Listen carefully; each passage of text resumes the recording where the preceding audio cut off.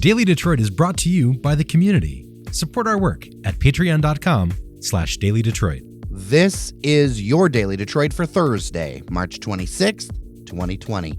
I'm Jer Stays.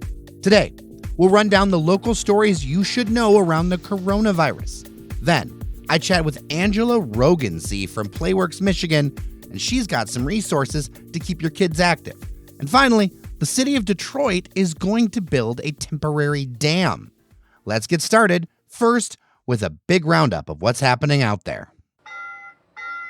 And here we go with the official coronavirus numbers today that continue to rise. What's getting shaky here is that a couple of counties are reporting more deaths than the state is.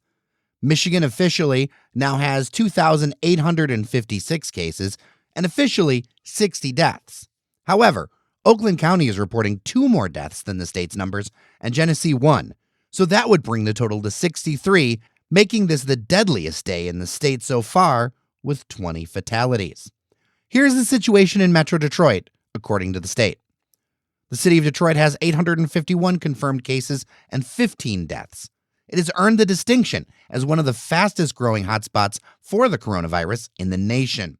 Bridge Magazine reported that if you're looking at cases per 100,000 people, Detroit has more cases than any area of the country, except select cities in Louisiana and New York. There are 668 cases in Oakland County, with 15 deaths according to the state, 17 according to the county. 538 cases in Wayne County, outside of the city, and 11 deaths. And finally, Macomb County, with 347 cases and 11 deaths. A statistic that could change but is of note. 60% of the statewide deaths so far are men, though those stricken by the virus are balanced evenly between both men and women. Nationally, there were record-breaking unemployment claims last week, topping 3.28 million people out of work. Back here in Michigan, Governor Gretchen Whitmer has requested a federal major disaster declaration to try and unlock a variety of federal-funded aid programs. And there are concerns now about the Michigan State Legislature being exposed to the coronavirus. Detroit State Rep Tyrone Carter tested positive for COVID-19 about a week after a marathon 12-hour State House session. This is all according to the Detroit News. Speaker of the House Lee Chatfield urged lawmakers who were within 6 feet of Representative Carter to monitor themselves for symptoms. I'd also like to share something from the inboxes. I've noticed people saying that their workplace is staying open and that they are non-essential workers being forced to work. So a couple of things on that. One, it's illegal for your workplace if they're doing that. Although there are a lot of technicalities, the sniff test for in-person work, according to the state, is if your work is truly connected to saving lives or minimum business operations like payroll, say for remote workers. 2, without a name of a business that's offending, well, there's not much that can be done. Tips about unnamed businesses, well, we just can't follow up on them. We don't know where to go. What should you do? Well, it's report those unsafe conditions and practices to the Attorney General's office. The consumer complaint hotline is 877-765-8388. That's 877-765-8388, or online at michigan.gov/AG complaints. Then, if they're not listening to you, tell us who and what it's in regards to. Another law enforcement officer has died of the coronavirus.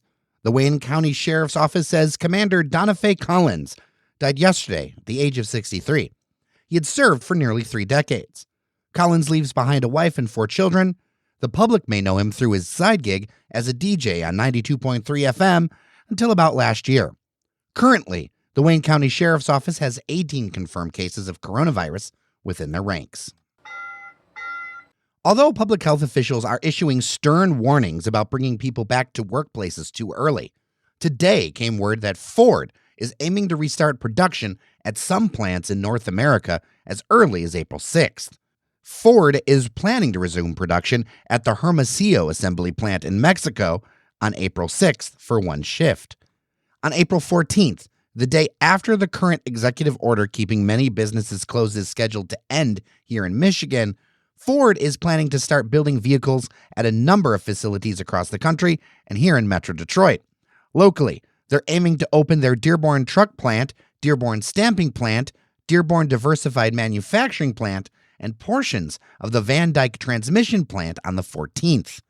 Fiat Chrysler says they're going to keep their headquarters and plants shut until April 14th as well, depending on the local situation.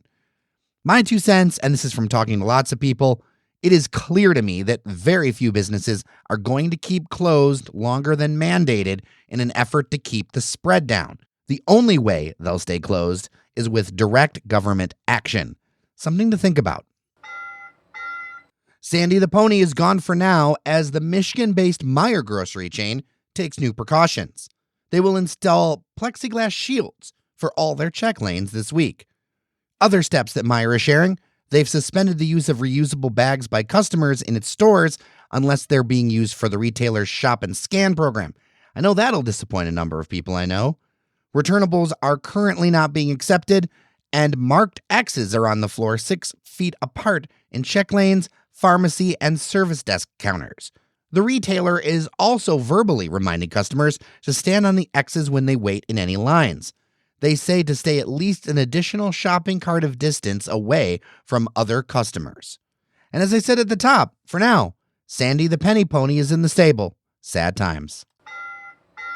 The coronavirus might shutter a popular downtown Detroit entertainment complex as well as all of its sister locations around the country. Restaurant Business reports that the parent company of Punch Bowl Social had a deal with Cracker Barrel to save it financially. Reportedly, that fell through in light of inevitable future market changes due to the coronavirus, and that lenders are going to foreclose on all of the assets and locations of Punch Bowl Social. If you're not familiar, Punch Bowl isn't just a bar, but also has food, bowling, karaoke rooms, and other activities. Restaurant Business also reports that all locations have been shut down and the employees laid off. The owner of Punch Bowl Social says that he's working to arrange for reopenings and new financing. It's a bit of a confusing situation, and we will for sure dig for more. But at least here in Detroit, Punch Bowl has both provoked the ire of many community advocates as a tone-deaf establishment, the very least, and at the same time in the past has been one of the top 10 places that buy liquor in the state that's not a casino. So obviously, they're also very popular. Joining me via Squadcast is Angela Rogan-C from Playworks, Michigan. Welcome to Daily Detroit. Good morning. How are you? Good. I wanted to talk to you because I know of so many parents who are dealing with so many challenges right now. And Playworks Michigan has a few different options that are not just resources, but available every single day. Can you talk a little bit about those? Absolutely. So Playworks was founded in 1996 on 2 playgrounds in California. We launched operations here in Michigan in 2010, and we are recess folks. We believe that every child deserves the opportunity to play at school and do so safely and in an inclusive way. And so we have been for many, many years providing school partners across the community with caring, consistent adults to make sure that the kickball game goes well, that kids at basketball are able to learn the skills they need to be successful in life, like how to solve conflicts and how to negotiate and how to work together as a team. We take traditional playground games that require very little playground equipment and turn playgrounds into beautiful places. And now, faced with children out of school and being home, we've turned our attention to how to reach and support parents and those caring for children in this incredible time in our country's history. And so we are hosting virtual recesses on Facebook Live 3 times a day at 12, 2, and 4 p.m. to try and get kids moving. Play is the most important thing, I think, for children right now during this time, and making sure that we are giving them as much opportunity for them to engage in physical activity and play as possible, despite being home or in their living room or wherever they're hunkering down. So how did all that come together? I mean, it's a really cool idea. And it's also, with the frequency, that seems like a lot of work. Yeah, it's a tremendous amount of work, but we pivoted very quickly. We've always been an incredible organization that has been constantly working to meet schools and kids where they're at. And within a few days of schools being closed across the country, we decided that we needed to try and help as many kids as possible during this time. And we already had an online platform prior to this whole situation, we had Playworks University that was geared towards adults. So we had framework educators, we had a framework online, and we just shifted all of our attention and mobilized our folks to make sure that we were able to reach children with play. And then you've also got a pretty in-depth downloadable resource too, with different games that actually people can do with each other, right? Like parents and kids or brothers and sisters, that kind of thing. Yeah, it's an amazing resource that I would encourage every parent to go and look at, especially with a lot of time and maybe in their backyard. The games don't require much equipment. Again, most of our school partners have a couple $100 worth of kickballs, and a football, basketball, you can play dozens of games with a kickball in our Playworks game guide. So that is a free resource that parents can download digitally. There's also a menu online that allows folks to search based on the age and the type of game that they would like to, so they can go right on their phones in real time and search for games that they can engage their kids as the weather warms up and folks are outside more. I imagine, as you are working with a nonprofit, that these are especially challenging times because you're not only kind of switching from your day-to-day a little bit with some of the projects you were talking about at the beginning of our chat, but also, funding's another issue too. I hear that across the board. Is that something that is something that you all are looking to do too? Yeah, so we need folks to support the Play at Home initiative. We also need folks in this time of crisis, all nonprofits, but we need to be there when schools open up and kids go back to school. And so we're calling on everyone, the community, to rally around the importance of play and of Playworks, and consider making donations online to support our ongoing efforts to make sure that kids play every day. Well, and if people want to access all of these free resources and these live classes, these live recesses, where can they do that? Absolutely. So they can go to playworks.org/Michigan and find all of the resources there that are both local, and they can toggle through the webpage and find additional resources online. We also, again, go to Facebook and enter in Playworks, and you will find all of our live feeds from the recesses each day, as well as YouTube, where our live recesses are being housed. So folks can access them, 8 o'clock at night if their kids are a bit anxious and not ready to go to bed. Well, and we will put links to all of that in the show notes. Angela Rogancy, thank you so much for your time on Daily Detroit today. Thank you so much. I so appreciate your time as well.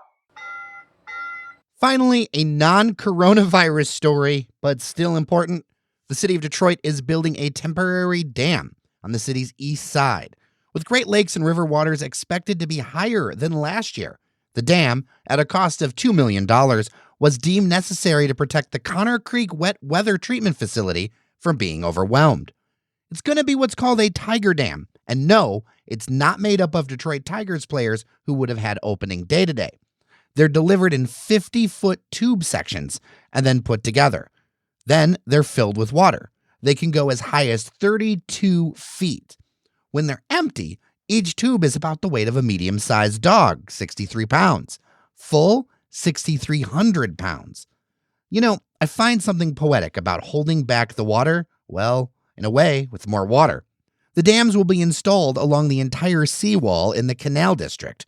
That's over there in Jefferson-Chalmers, near the Grosse Pointe border. According to the city, residents have been notified an installation will begin March 30th. On a personal note, I love that little corner of town, and there's so many cool little places, so many cool stories. I hope a permanent solution gets figured out for this. After all, I always told myself one day I'd get a house on or near the canals over there. Feel like it'd be pretty great. The Venice of Detroit, if you will.